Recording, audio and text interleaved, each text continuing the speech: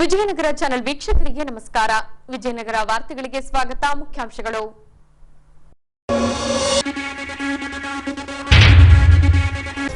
ಸಮಯಕ್ಕೆ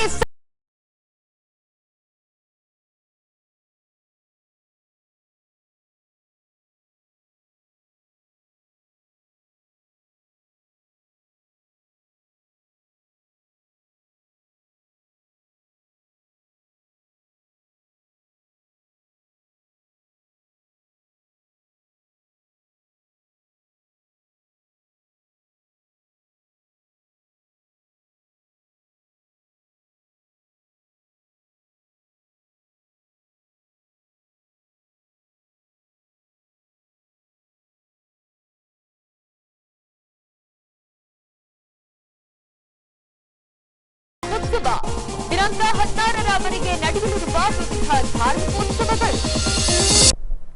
ಈಗ ವಾರ್ತೆಗಳ ವಿವರ. ದಿನಾಂಕ 8ರಂದು ಜಿಲ್ಲಾಧಿಕಾರಿ ಎಂಎಸ್ ದಿವಾಕರ್ ರವರು ಹೊಸಪೇಟೆ ನಗರ ಪ್ರದಕ್ಷಿಣೆ ಕೈಗೊಂಡಿದ್ದರು. ಹೀಗೆ ಸರ್ಕಾರಿ ಶಾಲೆಗೆ ಭೇಟಿ ನೀಡಲಾಗಿ ಶಿಕ್ಷಕರು ಸಮಯಕ್ಕೆ ಸರಿಯಾಗಿ ಶಾಲೆಗೆ ಬಾರದ ಹಿನ್ನೆಲೆಯಲ್ಲಿ ಅದರ ಬಗ್ಗೆ ಕ್ರಮ ವಹಿಸುವಂತೆ ಡಿಡಿಪಿಐ ರವರಿಗೆ ತಿಳಿಸಿದ್ದಾರೆ. ಹೀಗೆ ಶನಿವಾರ ಬೆಳಗ್ಗೆ ನಗರದ ಹೃದಯ ಭಾಗದಲ್ಲಿ ಬರುವ ವಿವೇಕಾನಂದ ಸರ್ಕಾರಿ ಹಿರಿಯ ಪ್ರಾಥಮಿಕ ಶಾಲೆಗೆ ದಿಢೀರ್ ಭೇಟಿ ನೀಡಿದ್ದ ಜಿಲ್ಲಾಧಿಕಾರಿಗಳು ಬೆಳಗ್ಗೆ 8 ಗಂಟೆಯಾದರೂ ಶಿಕ್ಷಕರು ಶಾಲೆಗೆ ಬಾರದೇ ಇರುವುದನ್ನು ಗಮನಿಸಿದ್ದಾರೆ. ನಿಯಮಾನುಸಾರ ಶನಿವಾರದ ದಿನದಂದು ಬೆಳಗ್ಗೆ 7:30ಕ್ಕೆ ಪ್ರಾರ್ಥನೆ ಮುಗಿಸಿ ತರಗತಿಗಳನ್ನು ಪ್ರಾರಂಭಿಸಬೇಕಿತ್ತು. ಹಾಗಾಗಿ ಸಮಯಕ್ಕೆ ಸರಿಯಾಗಿ ಶಾಲೆಗೆ ಬಾರದ ಶಿಕ್ಷಕರಿಗೆ ನೋಟಿಸ್ ನೀಡಿದ್ದು ಅವರಿಂದ ವಿವರಣೆ ಪಡೆದು ನಿಯಮಾನುಸಾರ ಕ್ರಮ ವಹಿಸುವಂತೆ ಡಿಡಿಪಿಐ ರವರಿಗೆ ಜಿಲ್ಲಾಧಿಕಾರಿಗಳು ತಿಳಿಸಿದ್ದಾರೆ.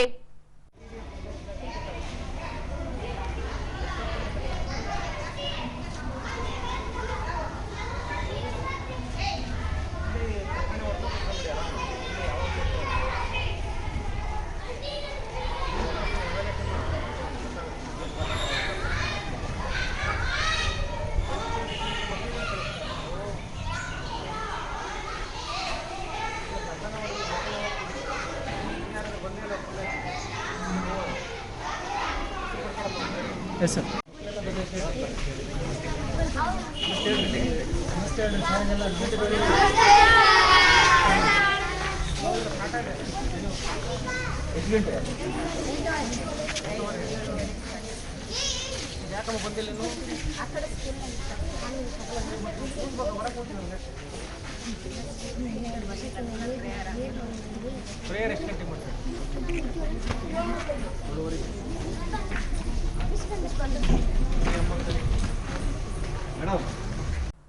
ಭಾರತೀಯ ಯೂತ್ ರೆಡ್ ಕ್ರಾಸ್ ಸಂಸ್ಥೆಯಿಂದ ಶಾಲಾ ಮಕ್ಕಳಿಗೆ ಪರಿಸರ ಸಂರಕ್ಷಣೆ ಕುರಿತಾಗಿ ಜಾಗೃತಿ ಕಾರ್ಯಾಗಾರವನ್ನು ಕೈಗೊಳ್ಳಲಾಗಿತ್ತು.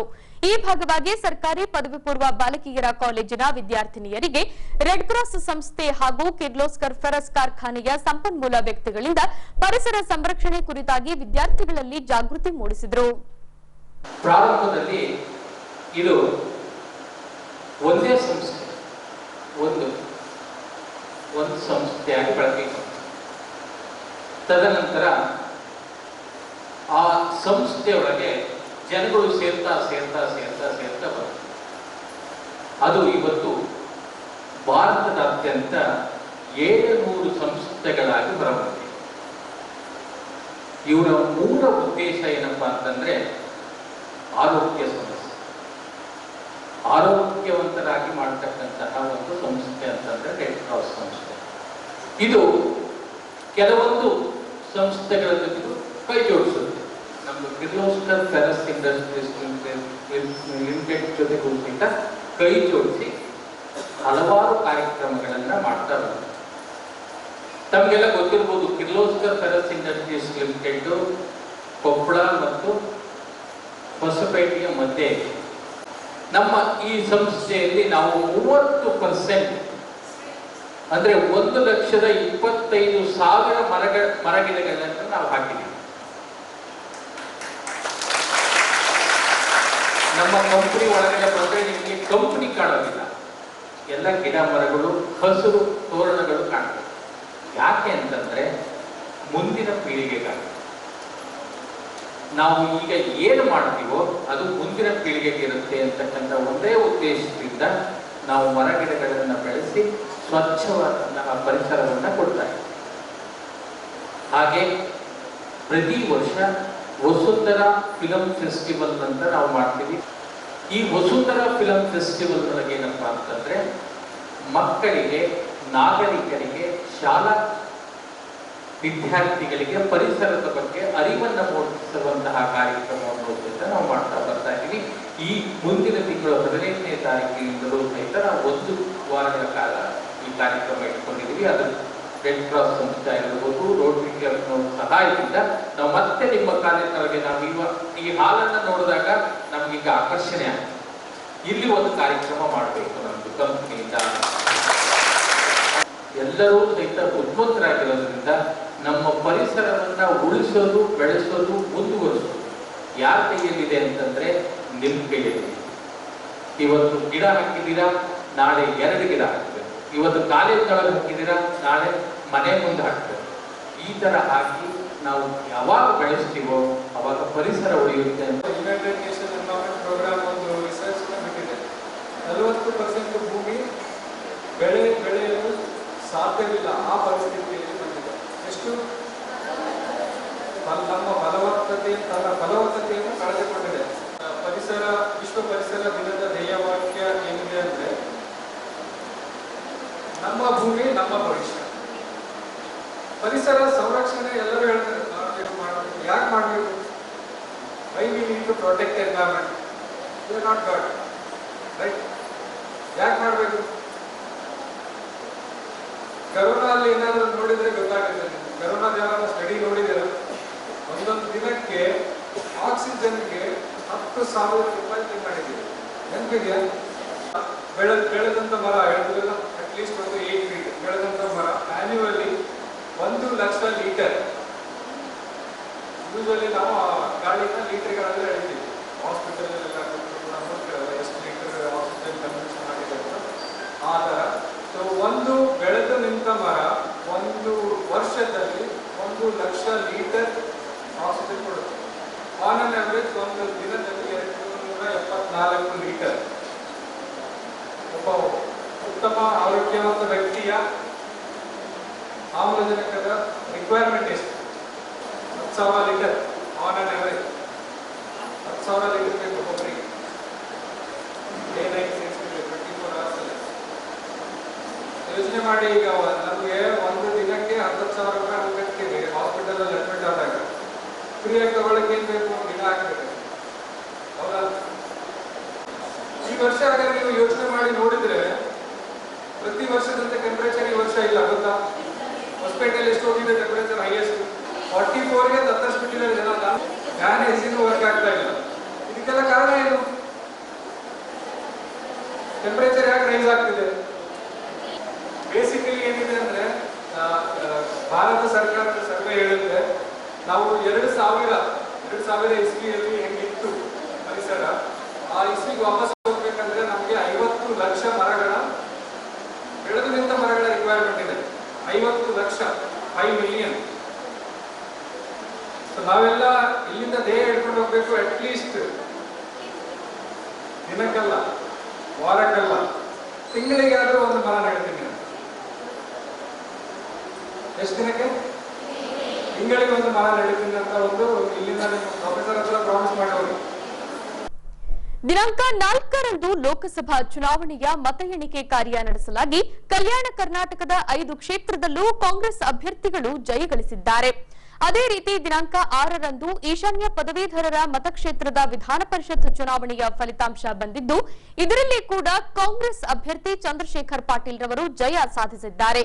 ಈ ಭಾಗವಾಗಿ ಹೊಸಪೇಟೆ ಕಾಂಗ್ರೆಸ್ ಮುಖಂಡರು ಹಾಗೂ ಕಾರ್ಯಕರ್ತರು ಜೈಭೀಂ ವೃತ್ತದಲ್ಲಿ ಪಟಾಕಿ ಸಿಡಿಸಿ ಸಿಹಿ ವಿತರಿಸುವ ಮೂಲಕ ಸಂಭ್ರಮಾಚರಣೆ ನಡೆಸಿದರು.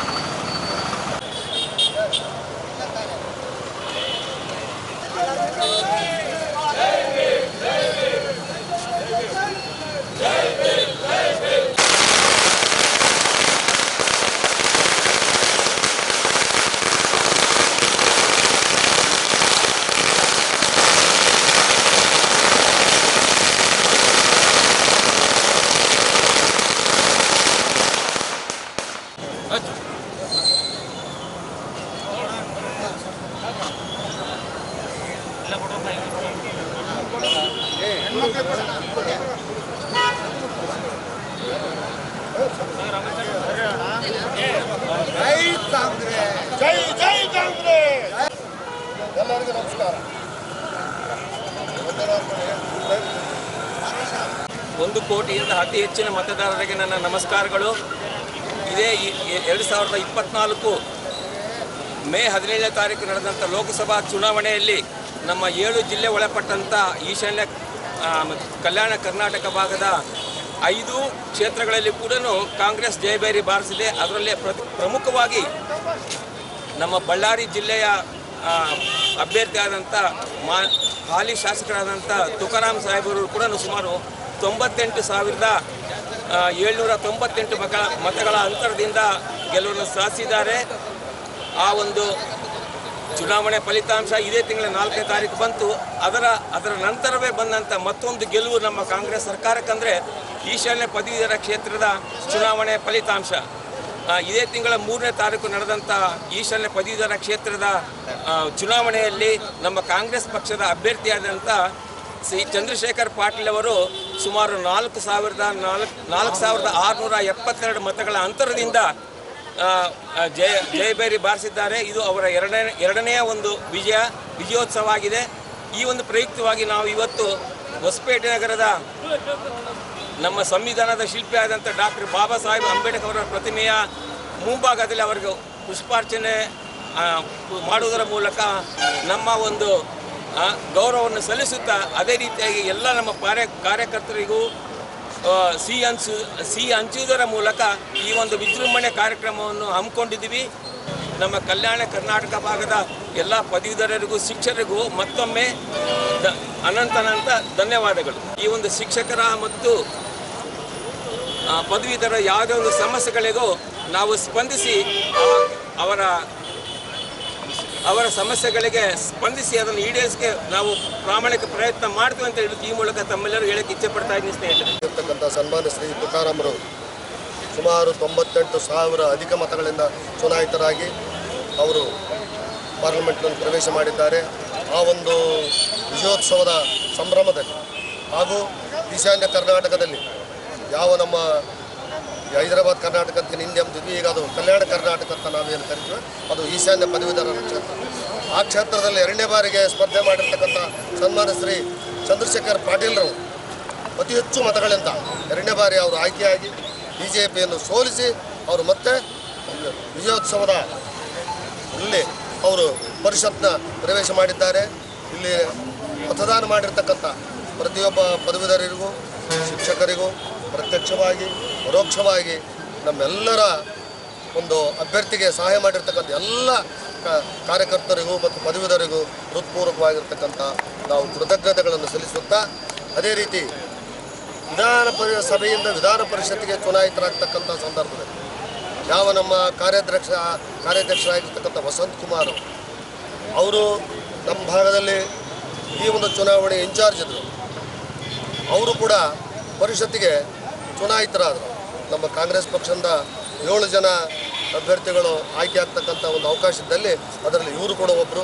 ಅವರು ಕೂಡ ಆಗಿರ್ತಕ್ಕಂಥ ಸಂದರ್ಭದಲ್ಲಿ ಯಾವ ನಮ್ಮ ಕಲ್ಯಾಣ ಕರ್ನಾಟಕದಿಂದ ಅದು ನಮ್ಮ ವಿಜಯನಗರ ಜಿಲ್ಲೆಯಿಂದ ಈ 3 ಜನರಿಗೆ ನಾವು ಹೃತ್ಪೂರ್ವಕವಾಗಿರ್ತಕ್ಕಂಥ ಧನ್ಯವಾದಗಳನ್ನು ಅರ್ಪಿಸುತ್ತಾ, ಅದರ ಜೊತೆಗೆ ಸಮಗ್ರ ಎಲ್ಲ ಮತದಾರ ಬಂಧುಗಳಿಗೆ, ಕಾರ್ಯಕರ್ತರಿಗೆ, ಪ್ರತಿಯೊಬ್ಬರಿಗೂ ಕೂಡ ನಾವು ಹೃತ್ಪೂರ್ವಕವಾಗಿರ್ತಕ್ಕಂಥ ಧನ್ಯವಾದಗಳನ್ನು ಅರ್ಪಿಸ್ತಾ ಇದ್ದೇವೆ. ಜೈ ಹಿಂದ್, ಜೈ ಕಾಂಗ್ರೆಸ್. ಪ್ರೌಢದೇವರಾಯ ತಾಂತ್ರಿಕ ಮಹಾವಿದ್ಯಾಲಯದಲ್ಲಿ ಸಿಂಚನ 24 ಅನ್ನ ಕೈಗೊಳ್ಳಲಾಗಿತ್ತು. ಈ ಭಾಗವಾಗಿ ಪದವಿ ಹಾಗೂ ಕ್ರೀಡಾ ದಿನಾಚರಣೆ ಸೇರಿದಂತೆ ವಾರ್ಷಿಕೋತ್ಸವ ಸಮಾರಂಭವನ್ನ ನಡೆಸಲಾಯಿತು. ಈ ಅಂಶಕ್ಕೆ ಸಂಬಂಧಿಸಿದಂತೆ ವೇದಿಕೆ ಮೇಲಿನ ಗಣ್ಯರಿಂದ ದೀಪ ಬೆಳಗಿಸುವ ಮೂಲಕ ವಾರ್ಷಿಕೋತ್ಸವ ಸಮಾರಂಭಕ್ಕೆ ಚಾಲನೆ ನೀಡಲಾಯಿತು. ಬಳಿಕ ಜಿಲ್ಲಾಧಿಕಾರಿ MS ದಿವಾಕರ್ ರವರು ಮಾತನಾಡಿ, ಪದವಿ ಮುಗಿದ ನಂತರ ಓದು ಮುಗಿಯೋದಿಲ್ಲ, ಇಲ್ಲಿಂದ ಜೀವನ ಪ್ರಾರಂಭವಾಗುತ್ತದೆ. ಕಠಿಣ ಶ್ರಮದಿಂದ ಮಾತ್ರ ಮುಂದಿನ ಜೀವನಕ್ಕೆ ದಾರಿಯಾಗಲಿದೆ ಎಂದು ವಿದ್ಯಾರ್ಥಿಗಳಲ್ಲಿ ಕರೆ ನೀಡಿದರು. ಹೋಗ್ಬೇಕಾದ್ರೆ ಯಾವ್ದಾದ್ರು ಒಂದು ದೋಣಿಯಲ್ಲಿ ಹೋದ್ರೆ ನಡೆಯುತ್ತೆ, ಇಲ್ಲಿ ಕೂತು 3 ವರ್ಷ ತಪಸ್ ಮಾಡೋ ಬದಲಾಗಿ ಆ ರೀತಿಯಾಗಿ ಇತ್ತೀಚಿನ ಕಾಲೇಜುಗಳು ನಾವು ಟೆಕ್ನಿಕಲ್ ಕೋರ್ಸ್ನೆಲ್ಲ ನಾವು ಇಲ್ಲಿ ಬಂದಿದ್ದಾಗ, ನೀವು ಟೆಕ್ನಿಕಲ್ ಬಂದಾಗ ಟೆಕ್ನಿಕಲಿ ಓದಬೇಕಾಗುತ್ತೆ. ಓದೋ ಸಮಯದಲ್ಲಿ ಎಲ್ಲ ಆ್ಯಕ್ಟಿವಿಟಿ ಮಾಡಬೇಕಾಗುತ್ತೆ. ಈಗ ನಮ್ಮ ವರದಿ ಇರಬೇಕಾದ್ರೆ ಹೇಳ್ತಾ ಇದ್ರು 3rd ರ್ಯಾಂಕ್ ಬಂದಿದೆ, 1st ರ್ಯಾಂಕ್ ಬಂದಿದೆ. ಇದು ಕಾಲೇಜಿಗೆ ಕೊಡ್ತಕ್ಕಂಥ ಗೌರವ ಮಕ್ಕಳು. ಇದು ನಾವು ಪ್ರತಿ ವರ್ಷವೂ ಇದೊಂದೇ ಹೇಳಲಿಕ್ಕೆ ಸಾಧ್ಯ. ಮಕ್ಕಳನ್ನ ನಾವು ನೀವು ಎಲ್ಲೇ ಕಷ್ಟಪಟ್ಟು ಈ ಕೇಕೆ ಹೊಡೆದು ಏನೇ ಮಾಡಿದ್ರು ಕೂಡ ನಾವು ನಿಮ್ಮ ಸಾಧನೆಯನ್ನು ಯಾಕೆ ಹೇಳ್ತಾರೆ ಕಾಲೇಜಿಗೆ ಅಂದರೆ ಅದು ಕಾಲೇಜಿಗೆ ಪ್ರೌಡ್ ಇರುತ್ತೆ ಯಾವಾಗಲೂ. ಭಾಳಷ್ಟು ಜನ ಏನು ತಿಳ್ಕೊಂಡಿದ್ದೀವಿ, ಡಿಗ್ರಿ ಮುಗಿದೇ ಲೈಫ್ ಕ್ಲೋಸ್, ಕೆಲಸ ಸಿಗಲೇಬೇಕು, ನಾವು ಮುಂದಿನ ವ್ಯವಸ್ಥೆಗೆ ರೆಡಿ ಆಗಬೇಕು ಅಂತ. ಇವತ್ತು ನಮಗೆಲ್ಲ ಗೊತ್ತಿರೋ ಹಾಗೆ ನಾವು ಚಿಕ್ಕವರಿದ್ದಾಗ 10th ಸ್ಟ್ಯಾಂಡರ್ಡು ಮಿನಿಮಮ್ ಇತ್ತು, ಕನಿಷ್ಠ SLC ಮಾಡಿದರೆ ಸಾಕು ಅಂತ ಹೇಳ್ತಾ ಇದ್ರು. ಇವತ್ತು ಕನಿಷ್ಠ ಒಂದು ಡಿಗ್ರಿ ಮಾಡಬೇಕು ಅಂತ ಜನ ಬಯಸ್ತಾರೆ. ಇದು ನಿಮ್ಮ ಸಕ್ಸಸ್ ಅಲ್ಲ. ಯಾರು ಬಿನಲ್ಲಿ ಬೇರೆ ಬೇರೆ ಸೆಕ್ಷನ್ನಲ್ಲಿ ಇವತ್ತು ಒಳ್ಳೆ CGPA ತೊಗೊಂಡಿದ್ರು ಕೂಡ ಅದು ನಿಮ್ಮ ಸಕ್ಸಸ್ ಅಲ್ಲ, ಅದು ನಿಮ್ಮ ಜೀವನ ಅಲ್ಲ. ಇಲ್ಲಿಂದ ಸ್ಟಾರ್ಟ್ ಆಗುತ್ತೆ ನಿಮಗೆ. ಆ್ಯಕ್ಚುಲಿ ನೀವು ಇದು ಬೇಸ್, ನಿಮ್ಮದು ಡಿಗ್ರಿ ಇದೆ ಬೇಸ್. ನಾವು ಇಲ್ಲಿಂದ ನಿಮ್ಮ ಕಠಿಣ ಶ್ರಮ ಇನ್ನೂ ಮುಂದುವರಿಬೇಕು. ಏನು ಸರ್ ನಾವು ಡಿಗ್ರಿ ಮಾಡಿದರೆ ನಮ್ಮ ಮನೆಯಲ್ಲಿ ಮದುವೆ ಮಾಡ್ತಾರೆ, ಕೆಲಸ ಹುಡುಕಿ ನೀವು ಇನ್ನೂ ಇನ್ಮೇಲೆ ಓದಬೇಕು ಅಂತ ಅಂತಾರೆ. ಈಗಿನ ವ್ಯವಸ್ಥೆಯಲ್ಲಿ ಇನ್ನು ನೀವು ಏನು ಕಠಿಣ ಶ್ರಮ ಪಡ್ತೀರಿ ಅದು ಮಾತ್ರ ನಿಮ್ಮ ಜೀವನಕ್ಕೆ ದಾರಿ ಆಗುತ್ತೆ. ಇಲ್ಲಿವರೆಗೂ ಓದಿದ್ದು ಬೇಸ್ ಅಷ್ಟೇ. ಅದಕ್ಕೆ ನಾನು ಹೇಳಿದ್ದು, ಈಗೇನು ಹೋಗಿದ್ರಿ ನೀವು ಎಲ್ಲ ಎಂಜಾಯ್ ಮಾಡಿದರೆ 4 ವರ್ಷ, ಇದು ಮರಿತೀರಿ. ಇದು ಮರೆತು ನಂತರ ಈಗ ನೀವು PG ಅಥವಾ ಕಾಂಪಿಟೇಟಿವ್ ಎಕ್ಸಾಮ್ ಅಥವಾ ನಿಮ್ಮ ಲೈಫನ್ನು ಬೇರೆ ಬೇರೆ ಮೈಬಿ ಬಿಸ್ನೆಸ್ ಯಾವುದಾದ್ರೂ ಇರಲಿ, ಅದಕ್ಕೆ ನೀವೇನು ಕಠಿಣ ಶ್ರಮ ಪಟ್ಟು ನಿಮ್ಮ ಲೈಫನ್ನು ಇನ್ನು ಅನದರ್ 2 to 4 years, ಈ ಇನ್ನು 2 ರಿಂದ 4 ವರ್ಷದೊಳಗೆ ನೀವೇನಾದರೂ ದಿಕ್ಸೂಚಿ ಮಾಡದೇ ಇದ್ದರೆ ನಿಮ್ಮ ಜೀವನವನ್ನು ನೀವು ಮುಂದೆ ತುಂಬ ಕಷ್ಟಪಡಬೇಕಾಗುತ್ತೆ. ನಿಮ್ಮ ಲೈಫ್ ಬೇರೆ ಕಡೆ ಟರ್ನ್ ಆಗುತ್ತೆ. ಹಾಗಾಗಿ ಡಿಗ್ರಿ ಮುಗಿಸಿದ ತಕ್ಷಣವೇ ನಿಮ್ಮ ಲೈಫ್ ಮುಗಿದಿದೆ ಅಂತ ಯಾವುದೇ ಕಾರಣಕ್ಕೆ ಭಾವಿಸಬಾರ್ದು. ಇದನ್ನು ಬೇಸಾಗಿಟ್ಕೊಂಡು ನಿಮ್ಮ ಇಚ್ಛೆಗೆ ತಕ್ಕಾಗಿ, ನಿಮ್ಮ ಇಷ್ಟಕ್ಕೆ ಅನುಗುಣವಾಗಿ ಯಾವುದಾದ್ರೂ ಒಂದು ದಾರಿಯನ್ನು ಬಯಸಿ ಅದಕ್ಕೆ ಕಠಿಣ ಶ್ರಮಪಟ್ಟು, ಅತಿ ಹೆಚ್ಚಿನ ಕಠಿಣ ಶ್ರಮಪಟ್ಟರೆ ಮಾತ್ರ ಇವತ್ತಿನ ಪ್ರಪಂಚದಲ್ಲಿ ಕಾಂಪಿಟೇಷನ್ ನಿಮಗೆ ಯುಗದಲ್ಲಿ ಸಕ್ಸಸ್ ಸಿಗುತ್ತೆ. There is no substitute to hard work. ಯಾವುದು ಕೂಡ ಈಸಿಯಾಗಿ ಬರೋದಿಲ್ಲ. ನಾನು ಇಲ್ಲಿ ಬಂದಿರೋದು ಅಂದರೆ ಅದಕ್ಕೆ ಹಿಂದಿನ ಶ್ರಮ ಭಾಳಷ್ಟು ಇರುತ್ತೆ. ಭಾಳಷ್ಟು ಜನ ಮಕ್ಕಳಿಗೆ ಇಲ್ಲಿರೋರಿಗೆ ಒಂದು ಅನಿಸಿಕೆ ಇರುತ್ತೆ, ಅದು ರೂರಲ್ ಏರಿಯಾ ಗ್ರಾಮೀಣ ಭಾಗದಲ್ಲಿ ಬರ್ತಕ್ಕಂಥ, ನಮಗೆ ರಾಜಕೀಯ ಬಲ ಇಲ್ಲ, ನಮ್ಮ ಮನೆಯಲ್ಲಿ ಅಂತ ಯಾರು ಓದಿದವರಿಲ್ಲ, ನಮಗೇನು ಸಪೋರ್ಟ್ ಇಲ್ಲ, ನಾವು ಆರ್ಥಿಕವಾಗಿ ದುರ್ಬಲರು, ನಮಗೆ ಯಾವುದು ಸರ್ಕಾರದ ವ್ಯವಸ್ಥೆಯಲ್ಲಿ ನಾವು ನೌಕರಿ ಸಿಗೋದಿಲ್ಲ ಏನು ಅಂತ. ಅದೆಲ್ಲದೂ ಸುಳ್ಳು, ಎಲ್ಲದೂ ಸುಳ್ಳು. ನೀವು ಮೆರಿಟನ್ನು ನೀವೇನಾದರೂ ಟಾರ್ಗೆಟ್ ಇಟ್ಟರೆ, ನಿಮ್ಮ ನಾಲೆಡ್ಜ್ ಈಸ್ ಆಲ್ವೇಸ್ ಎಷ್ಟು ಸ್ಟ್ರಾಂಗ್ ಇರುತ್ತೆ ನಿಮ್ಮ ನಾಲೆಡ್ಜ್ ಅಂತ ಹೇಳಿದರೆ, ಎಲ್ಲ ಬಂದಿರತಕ್ಕಂಥ ಏನು ನಿಮ್ಮ ಮನಸ್ಸಲ್ಲಿ ಕೌತುಕಗಳಿದೆ ಅದನ್ನೆಲ್ಲ ಬೀಟ್ ಮಾಡಿ ನಿಮ್ಮ ಜ್ಞಾನ ನಿಮ್ಮನ್ನು ಕೈಯಲ್ಲಿ ಹಿಡಿಯುತ್ತೆ. ಹಾಗಾಗಿ there is no short cut to success. ಬಳಿಕ JSWನ ಕಾರ್ಯಕಾರಿ ಉಪಾಧ್ಯಕ್ಷ SC ವಿಶ್ವನಾಥ್ ರವರು ಮಾತನಾಡಿ, ಜೀವನದಲ್ಲಿ ನಾವು ಮುಂದೆ ಬರಬೇಕೆಂದಲ್ಲಿ ವಿದ್ಯೆಯನ್ನ ಸಂಪಾದಿಸುವುದು ಬಹುಮುಖ್ಯ. ನೀವು ಕಲಿತ ವಿದ್ಯೆ ನಿಮಗೆ ನಿಮ್ಮ ಜೀವನದ ಬುನಾದಿಯಾಗಲಿದೆ ಎಂದರು. ಮನುಷ್ಯನಿಗೆ 3 ಅತಿ ಮುಖ್ಯವಾದಂಥ ಜೀವನದಲ್ಲಿ ಅವಶ್ಯಕತೆ ಇದೆ. ಊಟ, ಆಟ, ಪಾಠ. 3ರಲ್ಲಿ ಯಾವುದಿಲ್ಲದೆ ಹೋದರೂ ಜೀವನವೆಲ್ಲ ಪರದಾಟ. ಸೊ ಈ ಊಟ, ಆಟ ಜೊತೆಗೆ ಪಾಠಕ್ಕೆ ಪ್ರಾಮುಖ್ಯತೆ ಯಾಕೆ ಬರುತ್ತೆ ಅಂತಂದರೆ, ಮನುಷ್ಯ ಊಟ ಮಾಡಿದ್ರೆ ಬದುಕ್ತಾನೆ, ಆಟ ಆಡಿ ಎಕ್ಸಸೈಸ್ ಮಾಡಿ ವ್ಯಾಯಾಮ ಮಾಡಿದ್ರೆ ಸದೃಢವಾಗಿರ್ತಾನೆ, ವ್ಯವಸಾಯ ಮಾಡಿದ್ರೆ ಕೆಲಸ ಮಾಡಿದ್ರೆ ಸದೃಢವಾಗಿರ್ತಾನೆ. ಆದರೆ ತನ್ನ ಒಂದು ಬುದ್ಧಿಮತ್ತೆಯನ್ನು ಬೆಳೆಸಿ ಸಮಾಜವನ್ನು ಅರ್ಥ ಮಾಡಿಕೊಂಡು ಜೀವನದಲ್ಲಿ ಮುಂದೆ ಬರಬೇಕು ಅಂದಾಗ ವಿದ್ಯೆ ತುಂಬ ಮುಖ್ಯ. ಅದಕ್ಕೆ ಹೇಳ್ತಾರೆ, ವಿದ್ಯೆ ಹೊಂದಿದರೆ ಬಾಕಿ ಎಲ್ಲ ನಿರಾಯಾಸವಾಗಿ ನಮ್ಮನ್ನು ಹಿಂಬಾಲಿಸುತ್ತೆ ಅಂತ. ಈ ಒಂದು ನಿಮ್ಮ ವಯಸ್ಸಿನಲ್ಲಿ ಈಗ ನಿಮ್ಮ ವಿದ್ಯಾಭ್ಯಾಸದ ಈ ಹಂತ ಅತಿ ಮುಖ್ಯ. ನಾವು ಬರೀ ಯಾವುದೇ mechanical engineer, electrical engineer, computer engineer ಅಂತ ಏನು ಹೇಳ್ತೀವಿ, ಇದು ಜೀವನದಲ್ಲಿ ಒಂದು ಬುನಾದಿ. ಮುಂದೆ ನೀವು ಯಾವುದೇ ಕೆಲಸಕ್ಕೆ ಹೋದರೆ ಇದು ನಿಮ್ಮ ಬುನಾದಿ ಮಾತ್ರ. ಇವತ್ತಿನ ಪ್ರಪಂಚದ ಬೆಳವಣಿಗೆ ಏನಿದೆ, ದೇಶದ ಬೆಳವಣಿಗೆ ಏನಿದೆ, ಅದಕ್ಕೆ ಮುಖ್ಯವಾದ ಕಾರಣಗಳು ಅಂದರೆ ತಂತ್ರಜ್ಞಾನ, ಟೆಕ್ನಾಲಜಿ, ಡಿಜಿಟಲೈಸೇಷನ್ ಮತ್ತು ಸ್ಕಿಲ್ ಡೆವಲಪ್ಮೆಂಟ್. ಬರೀ ಎಂಜಿನಿಯರಿಂಗ್ ಡಿಗ್ರಿ ತೊಗೊಂಡೆ ಅಂತಂದ್ರೆ ಅದ್ರ ಜೊತೆಗೆ ಇವೆಲ್ಲ ಪ್ರತಿ ಸಾಧಕ ಬಾಧಕಗಳನ್ನು ನಿಮ್ಮ ಜೀವನದ ಜೊತೆಗೆ ನಿಮ್ಮ ವಿದ್ಯಾಭ್ಯಾಸಕ್ಕೆ ಬೆಲೆ ಕೊಡ್ತಾ, ಮೆರುಗು ಕೊಡ್ತಾ ಹೋಗಬೇಕು ಅಂತಂದರೆ ಈ ಎಲ್ಲ ವಿದ್ಯೆಗಳನ್ನು ಜೊತೆಯಲ್ಲಿ ಕಲಿಬೇಕು. ಡಿಜಿಟಲೈಸೇಷನ್ ಅಂತ ಯಾಕೆ ಹೇಳಿದೆ ಅಂತಂದರೆ, ಇವತ್ತಿನ ದಿನ ನಾವೆಲ್ಲ ಗುಲಾಮರಾಗ್ತಾ ಇದ್ದೀವಿ. ಅದಕ್ಕೆ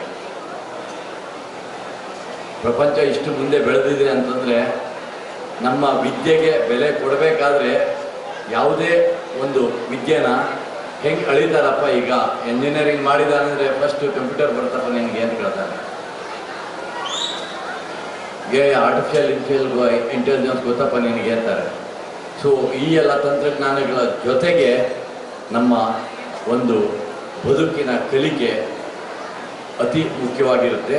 ಈ ಬುನಾದಿಯ ವಿದ್ಯೆ ಏನಿದೆ ಇದರ ಜೊತೆಗೆ ಈ ಒಂದು ಹಂತದಲ್ಲಿ ನೀವು ಈ ವಿದ್ಯೆಯನ್ನು ಗಮನವಿಟ್ಟು ಕಲಿದೆ ಹೋದಾಗ ನಿಮ್ಮ ಬುನಾದಿ ಭದ್ರವಾಗಿರಲ್ಲ. ಹಾಗಾಗಿ ಈ ಬುನಾದಿಯನ್ನು ಭದ್ರವಾಗಿಸಿಕೊಳ್ಳಕ್ಕೆ ಈ ಒಂದು ಹಂತದಲ್ಲಿ ಎಲ್ಲರೂ ಗಮನವಿಟ್ಟು ಓದಬೇಕು. ಅದು ಒಂದು ಗುರಿ ಇರಬೇಕು. ಇದೆಲ್ಲದರ ಜೊತೆಗೆ ನೀವು ವಿದೇಶಿ ಜ್ಞಾನ ಅಂತ ಹಿಂದೆ ಬೀಳಲಿಕ್ಕೆ ಹೋಗಬೇಡಿ. ನಮ್ಮ ಸಂಸ್ಕೃತಿ ಅತಿ ಪುರಾತತ್ವ ಸಂಸ್ಕೃತಿ ಆದರೂ ನಮ್ಮ ಸಂಸ್ಕೃತಿ ಯಾವುದೇ ದೇಶದ ಸಂಸ್ಕೃತಿಯಿಂದ ಮುಂದೆ ಇಲ್ಲ. ಆ ದೇಶದ ವಿದ್ಯೆಗೆ, ಕಲಿಕೆಗಿಂತ ಹಿಂದೆ ಇಲ್ಲ ನಮ್ಮ ಭಾರತದ ಸಂಸ್ಕೃತಿ. ದಿನಾಂಕ 7ರಿಂದ ಹೊಸೂರಮ್ಮ ದೇವಿಯ ವಾರ್ಷಿಕ ಜಾತ್ರಾ ಮಹೋತ್ಸವವನ್ನ ಪ್ರಾರಂಭಿಸಲಾಗಿದೆ. ಹೀಗೆ ದಿನಾಂಕ 16ರವರೆಗೆ ದೇಗುಲದಲ್ಲಿ ವಿವಿಧ ಧಾರ್ಮಿಕ ಉತ್ಸವಗಳನ್ನು ನಡೆಸಲಾಗುತ್ತಿದೆ. ಹೀಗೆ ದಿನಾಂಕ 7ರಂದು ರಾತ್ರಿ ಗಂಗಾ ಪೂಜೆ ನಡೆಸಿ ಕಂಕಣ ಧಾರಣೆ ನಡೆಸಲಾಗಿದೆ. ಇನ್ನು ದಿನಾಂಕ 13ರವರೆಗೆ ವಿವಿಧ ವಾಹನೋತ್ಸವಗಳನ್ನ ನಡೆಸಲಾಗುತ್ತದೆ. ಅದೇ ರೀತಿ ದಿನಾಂಕ 14ರಂದು ಹೊಸೂರಮ್ಮ ದೇವಿಯ ಉಚ್ಛಾಯ, ದಿನಾಂಕ 15ರಂದು ಬಾಳೆದಿಂಡಗಿ ಹಾಗೂ ದಿನಾಂಕ 16ರಂದು ಪಾಯಸ ನಿವೇದನೆ ಹಾಗೂ ಅಗ್ನಿಕುಂಡ ಕಾರ್ಯಕ್ರಮ ನಡೆಸಲಾಗುವುದು. ಭಕ್ತರು ಪಾಲ್ಗೊಂಡು ಹೊಸೂರಮ್ಮ ದೇವಿಯ ಕೃಪೆಗೆ ಪಾತ್ರರಾಗಬೇಕೆಂದು ದೇಗುಲದ ಮುಖ್ಯ ಅರ್ಚಕರು ಭಕ್ತರಲ್ಲಿ ಕರೆ ನೀಡಿದ್ದಾರೆ.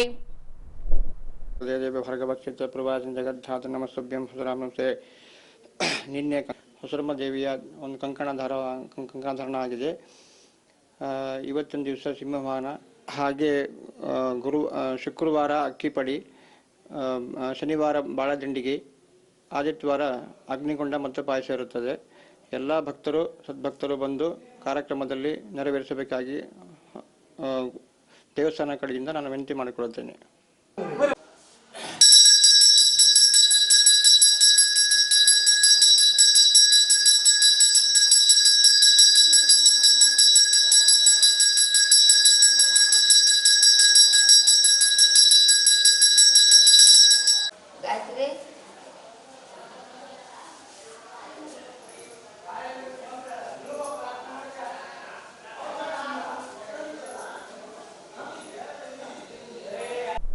ಈಗ ಪೊಲೀಸ್ ಪ್ರಕಟಣೆ. ಎಷ್ಟೇ ಹಳೆಯ ಬಂಗಾರವಿರ್ಲಿ, ಪಾಲಿಶ್ ಮಾಡಿದ ಮೇಲೆ ಹೊಚ್ಚ ಹೊಸದೇ ರೀತಿಯಲ್ಲಿ ಕಾಣ್ತದೆ ತಾಯಿ, ನೋಡಿ.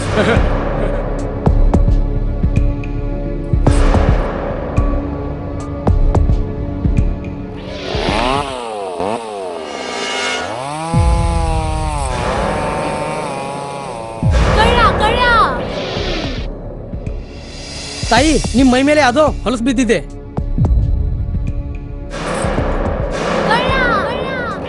ಇಲ್ಲಿ ತಾಯಿ, ನಾನು ಪೊಲೀಸ್. ಅಲ್ಲಿ ಮುಂದೆ ದಾರಿಲಿ ದೊಡ್ಡ ಗಲಾಟೆ ಆಗಿದೆ. ಮತ್ ನೀವು ಇಷ್ಟೆಲ್ಲ ಒಡವೆ ಹಾಕೊಂಡು ತಿರುಗಾಡ್ತಾ ಇದ್ದೀರಾ. ಈ ಒಡವೆಗಳನ್ನ ಈ ವಸ್ತ್ರದಲ್ಲಿ ಕಟ್ಟಿ ಪರ್ಸ್ನಲ್ಲಿ ಇಡಿ. ಹಾಕಿ ಪರ್ಸ್ನಲ್ಲಿ ಇಡೋಣ. ಅಲ್ಲೇ ಮುಂದ್ಗಡೆ ಆಗಿದೆ.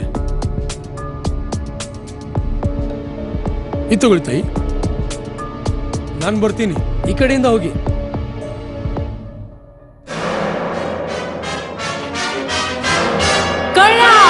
ಇಂತಹ ಮೋಸದ ಸಂಗತಿ ನಿಮಗೂ ನಡೆಯಬಹುದು. ತಮ್ಮ ಬೆಲೆ ಬಾಳುವ ಒಡವೆ ಆಭರಣ ವಸ್ತುಗಳನ್ನು ಎಚ್ಚರಿಕೆಯಿಂದ ಕಾಪಾಡಿ. ಯಾವುದೇ ಮಾತುಗಳಿಗೆ ಮರುಳಾಗಬೇಡಿ. ಸಂಶಯಾಸ್ಪದ ರೀತಿಯಲ್ಲಿ ಯಾರಾದರೂ ಕಂಡು ಬಂದರೆ ಸಮೀಪದ ಪೊಲೀಸ್ ಠಾಣೆಯನ್ನು ಸಂಪರ್ಕಿಸಿರಿ. ಈಗ ಕೊನೆಯಲ್ಲಿ ಮತ್ತೊಮ್ಮೆ ವಾರ್ತೆಗಳ ಮುಖ್ಯಾಂಶಗಳು.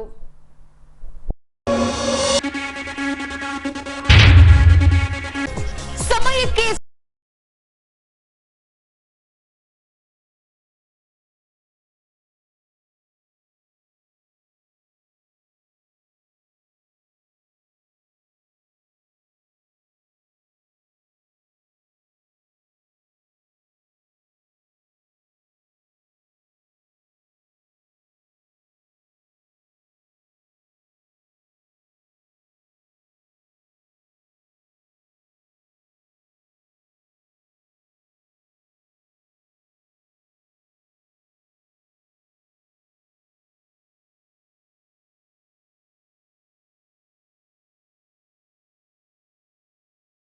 ಮಹೋತ್ಸವ ದಿನಾಂಕ 16ರವರೆಗೆ ನಡೆಯಲಿರುವ ವಿವಿಧ ಧಾರ್ಮಿಕೋತ್ಸವಗಳು.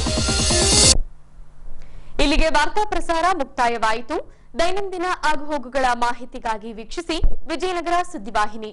ನಾನು ತೇಜಸ್ವಿನಿ ಪಿ ಪಾಟೀಲ್. ನಮಸ್ಕಾರ.